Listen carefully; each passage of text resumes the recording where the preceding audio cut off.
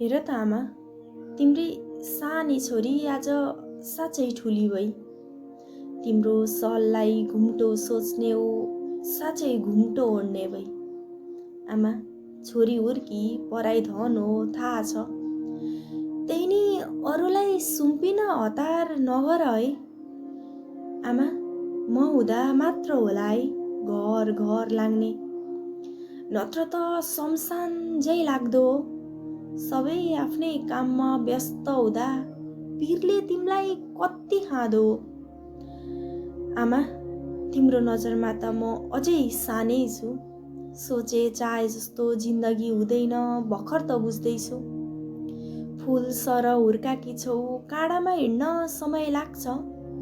यति छिटे फुललाई अरूको हातमा नदेऊ है।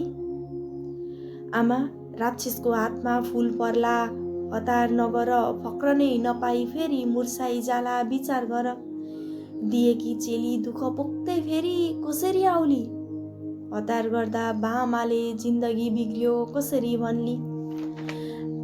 आमा, राक्षसले नि मान्छेको रूप धारण गर्छन्, नझुक्किनु है।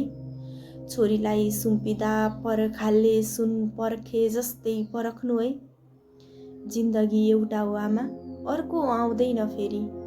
छोरीको लास पाउँदा उसको घरमा अर्की छोरी पाउँदिनौ फेरि।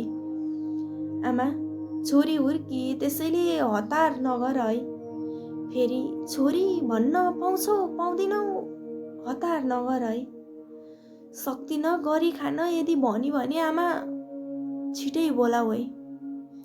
अङ्कमाल गर्न भोलि फेरि छोरी पाउँछौ पाउँदिनौ, त्यसैले बिन्ती छ आमा हतार नगर है।